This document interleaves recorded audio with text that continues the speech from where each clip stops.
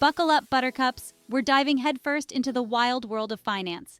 But trust me, this isn't your typical snooze-inducing lecture. We're talking about the 2008 financial crisis, and our guide is Bethany Mclean, the journalist who co-wrote the exposé on Enron. Bethany is back, taking us through the wreckage of the financial crisis in her book, All the Devils Are Here. Get ready for a story filled with greedy bankers, shady mortgage brokers, and enough jargon to make your head spin. But don't worry, I'm here to break it all down for you in a way that's as entertaining as it is enlightening. Understanding what caused the financial crisis is kind of important. It impacted all of us, whether we realize it or not. So grab your reading glasses, pour yourself a stiff drink, and get ready for a crash course in the financial crisis, Bethany Mclean style.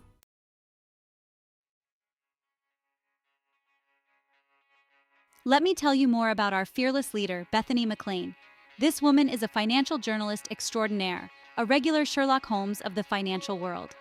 In All the Devils Are Here, Bethany takes us behind the scenes of the financial crisis, introducing us to the key players. She lays out the whole tangled mess in a way that's easy to understand, even if you don't have an MBA from Harvard. Bethany shows us how the pursuit of profit led to a system where everyone was incentivized to look the other way, while things spiraled out of control. It's a story of greed, negligence, and the importance of accountability.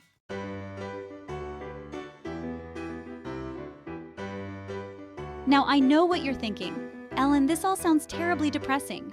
And you're not wrong. The financial crisis was a dark time for a lot of people. But trust me, Bethany Mclean knows how to tell a good story, even when it's about subprime mortgages and credit default swaps. She injects humor, wit, and a healthy dose of outrage into her writing, making All the Devils Are Here a surprisingly engaging read. So, whether you're a financial whiz or you can barely balance your checkbook, All the Devils Are Here is a must-read for anyone who wants to understand how we got into this mess and how we can avoid making the same mistakes again.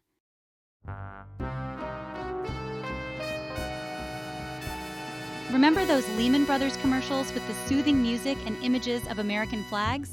Forget all that. Bethany rips the mask off Wall Street and introduces us to the real Lehman Brothers. We're talking about a company built on risk, leverage, and a whole lot of hubris. When the housing bubble burst, Lehman Brothers came crashing down, taking a big chunk of the global economy with them. It's a story of ambition, arrogance, and ultimately, spectacular failure.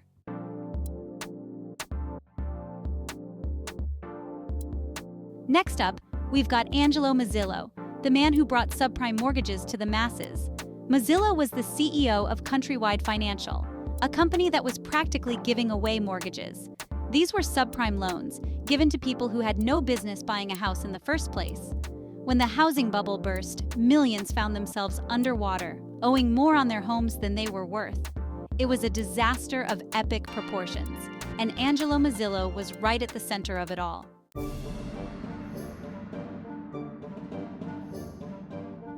Last but not least, we have Hank Paulson, the former CEO of Goldman Sachs, who was tasked with putting out the financial fire he may or may not have helped start. Paulson was a Wall Street insider who suddenly found himself thrust into the role of financial firefighter. He was in charge of preventing the entire global economy from going up in flames. Bethany takes us inside the halls of power, giving us a front-row seat to the government's often chaotic response to the crisis. We see Paulson and his team scrambling to put together bailout packages, negotiating with panicked CEOs, and trying to reassure a terrified public. It's a story of high-stakes decision-making and the realization that sometimes, even the smartest guys in the room don't have all the answers.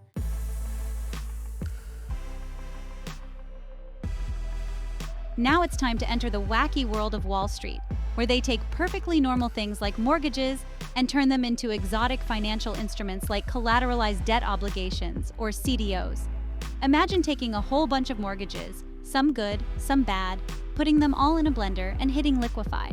Out pops a CDO, a magical financial concoction that Wall Street swore was a surefire way to make money. But here's the thing about CDOs. If you don't understand how it works, you probably shouldn't be investing in it. And trust me, most people, even the ones on Wall Street who were creating these things, didn't really understand how they worked.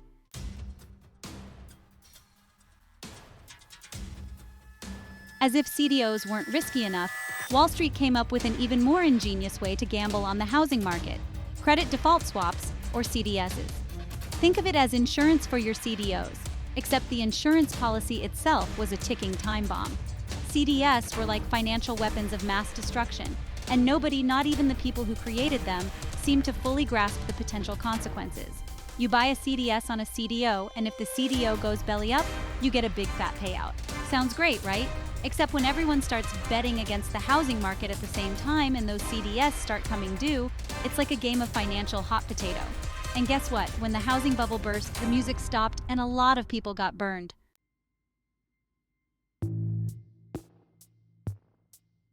Now you might be asking yourself, where were the adults in the room when all of this was going on? Well, that's a good question, and Bethany Mclean has some answers for you. Specifically, she points the finger at the rating agencies, those supposedly independent organizations that are supposed to assess the risk of financial products like CDOs. You know, those companies with the fancy-sounding names like Moody's and Standard & Poor's? They're like the financial equivalent of those teachers who give everyone an A+ just for showing up. Except instead of grades, they're handing out A ratings like candy, even to CDOs that were basically destined to fail. Why were they doing this, you ask? Well, it turns out that the rating agencies were being paid by the very same banks that were creating these risky CDOs. Talk about a conflict of interest. It's like asking a fox to guard the henhouse and then acting surprised when all the chickens disappear.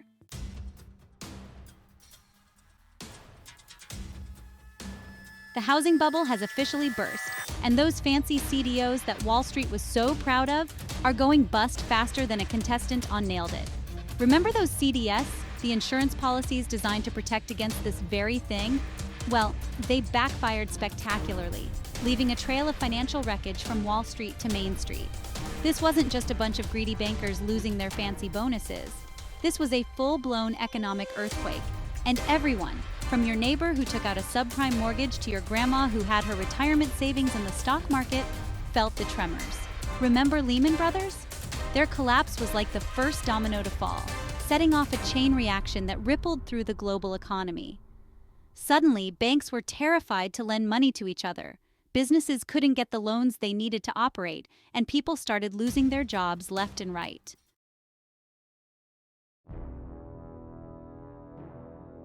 As the financial system teetered on the brink of collapse, the government stepped in with a series of controversial bailouts. Remember Hank Paulson, the former Goldman Sachs CEO turned financial firefighter? He was now holding the world's most expensive fire hose, spraying billions, no trillions, of taxpayer dollars at the very institutions that had caused this mess in the first place. Now you can imagine how well that went over with the American people, many of whom were struggling to keep their homes and put food on the table. It was a classic tale of two Americas, Wall Street getting bailed out while Main Street got sold out. To make matters worse, news reports surfaced that some of the same executives who had driven their companies into the ground were still receiving massive bonuses. Bethany Mclean doesn't shy away from this controversy. She lays bare the anger, the frustration, and the sense of betrayal that many Americans felt during this time.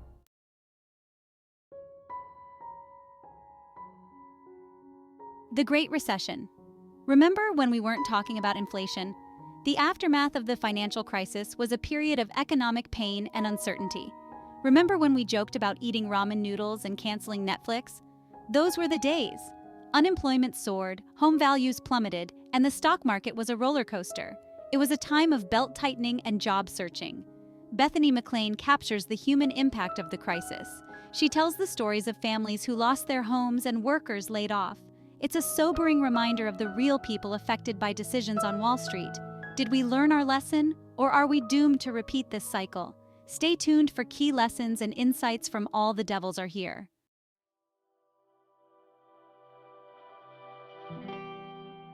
Section 1. The Blame Game, Passing the Buck on Wall Street. Okay, so the financial system imploded, the economy went into a tailspin, and millions of people lost their jobs, their homes, and their retirement savings. Now what? Well, naturally, it's time for everyone's favorite game, the blame game. Bethany takes us inside the halls of Congress, where politicians held hearings, pointed fingers, and generally tried to avoid taking any responsibility for the mess. Remember those bailouts that saved Wall Street from itself? Well, they also sparked a furious debate about who was to blame for the crisis and who should pay for the cleanup. Was it the greedy bankers who made reckless bets with other people's money? The regulators who were asleep at the wheel? The homeowners who took out mortgages they couldn't afford? Or maybe it was all of the above, a perfect storm of bad decisions, misaligned incentives, and a whole lot of hubris. Bethany doesn't let anyone off the hook. She calls out the hypocrisy, the double standards, and the lack of accountability that allowed the crisis to happen in the first place. And she raises some uncomfortable questions about the cozy relationship between Wall Street and Washington, D.C., a relationship that often puts the interests of the powerful ahead of the needs of the many.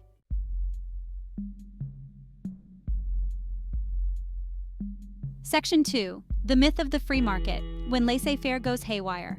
One of the biggest takeaways from All the Devils Are Here is that the free market isn't always so free.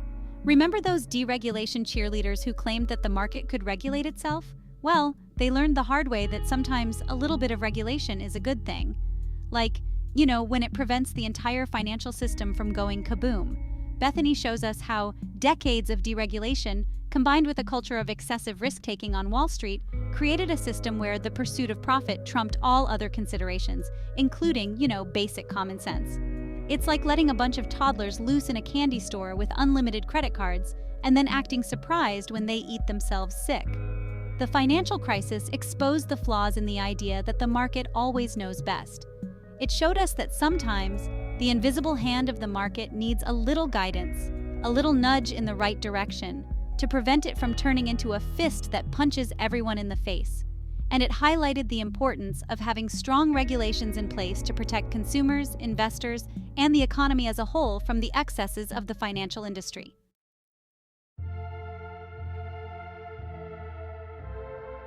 Lessons learned, or are we all doomed to repeat history? Did we learn our lesson from the financial crisis, or are we doomed to repeat the same mistakes?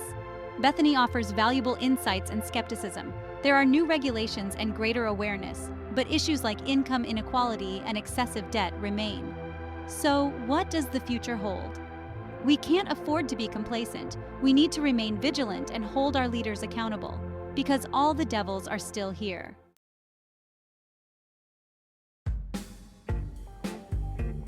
And the moral of the story is, so there you have it, folks. All the Devils Are Here is a wild ride through the financial crisis, but it's also about human nature and greed. Even the smartest people can make colossal mistakes when money's at stake. The moral? That's for you to decide. But here are a few takeaways to ponder. Be wary of anyone claiming to have all the answers in finance, especially if they're selling something complex. Run in the other direction. Don't be afraid to ask questions. If you don't understand, someone might be pulling a fast one. Nobody wants to be the last one in financial musical chairs. Knowledge is power. The more you understand, the better equipped you'll be.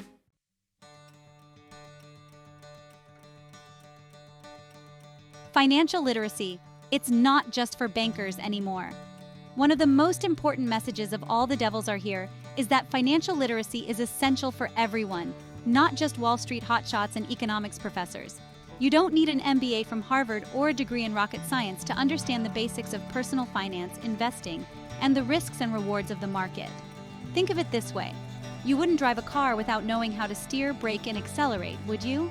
Well, navigating the world of finance is kind of like driving, except instead of potholes and traffic jams, you have to watch out for predatory lenders, shady investment schemes, and those pesky market crashes that seem to happen every few years. The good news is that there are tons of resources available to help you boost your financial literacy, from books and articles to podcasts and online courses. You can learn about budgeting, saving, investing, and even how to read a stock chart without having your head explode, I promise. So, what are you waiting for? Get out there and start learning. Your future self and your bank account will thank you for it.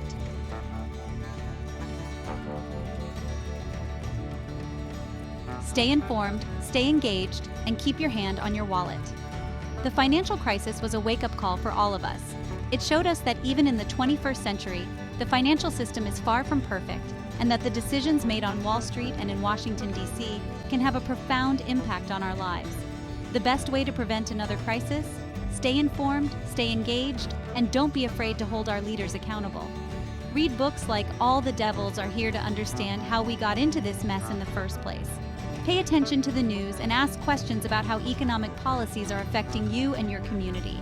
And most importantly, vote for leaders who will fight for a more just and sustainable financial system. Remember, folks, it's our money, our economy, and our future. Let's not let the devils run wild again.